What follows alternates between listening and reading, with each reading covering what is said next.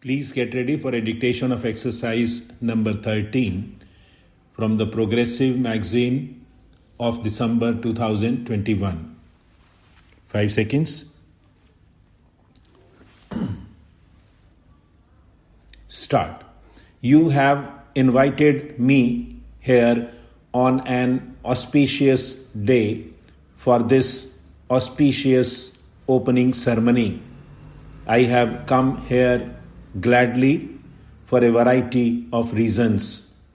Perhaps some people might wonder what is the connection between Gandhiji and this great factory, for he was apparently not favored great factories. He thought much more of the village and the home, and yet I feel that this idea is due to a basic misapprehension.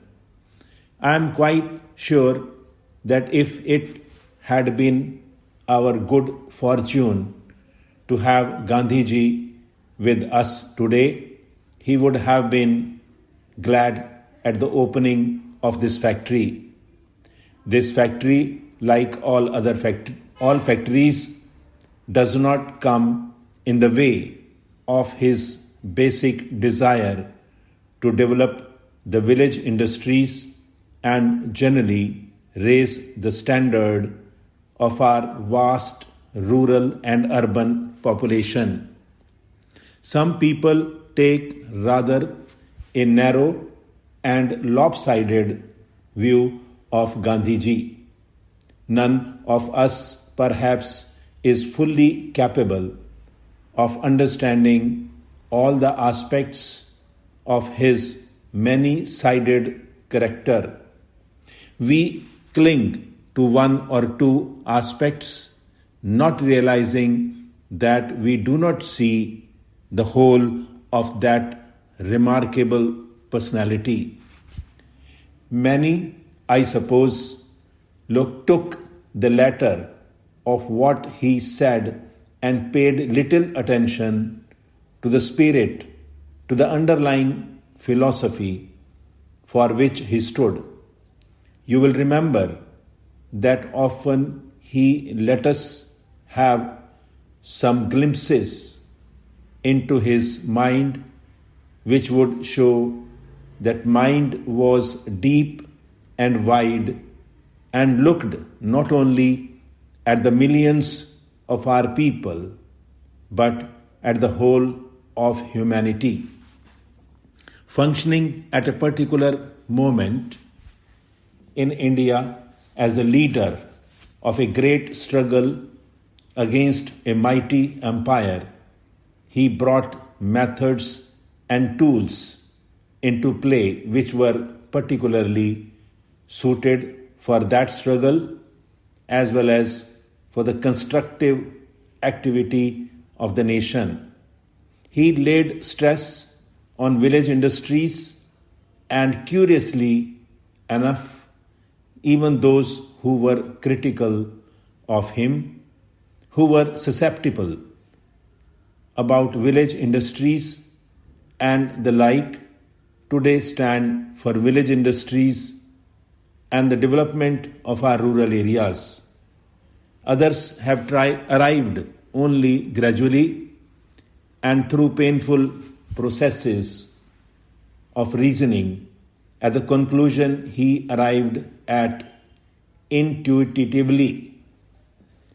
And there is no conflict between that conclusion and this factory or other big factories that we might build, because we try to coordinate the two approaches. There can be no real well-being or advance in material standard in India without the big factory. I shall venture to say that we cannot even maintain our freedom without big factories. We cannot keep pace with the modern world unless we adopt the latest techniques, whether it in for the big factory or the small, or for village industry. We cannot keep pace with the modern world unless we utilize the source of power that are available to the modern world. Today, we stand on the threshold of the atomic age. Enormous new resources of power have been placed at the disposal of man. Whether he uses them for good or ill, only the future will show. What we do know is that the power is there and we cannot ignore it. We shall have to use this new source of atomic energy when the time comes. At the same time, everything has ultimately to be judged in terms of human welfare, and the only real yardstick we can employ is the happiness of our 360 million people. Therefore, I see no inconsistency in my coming here on Gandhiji's birthday and performing the opening ceremony of this great factory. I go about from end to end in India, seeing new factories come up, great schemes take shape, and great river valley projects develop, giving power and nourishing water to our fields. I see the community projects and national extension service spread in our rural areas with a speed which is remarkable and without precedent in history. Remember this, that perhaps the biggest scheme in India is not this big factory or 100 other factories, but the hundreds and thousands of community projects that are changing the face of India. That is the great revolution that is taking place in the village and in the heart of India.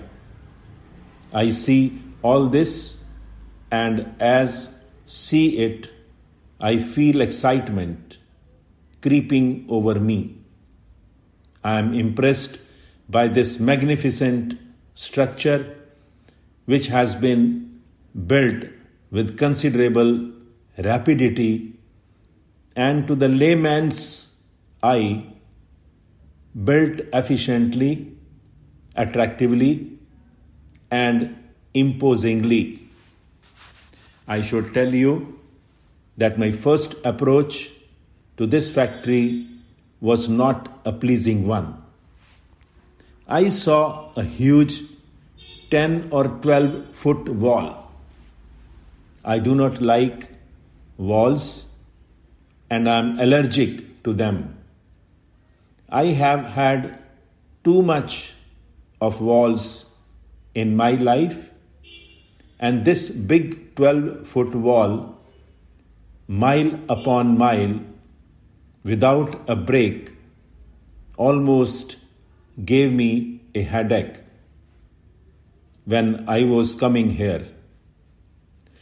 I am told that a great part of this wall is not part of this factory at all, but a relic of the great repair shop that was here once.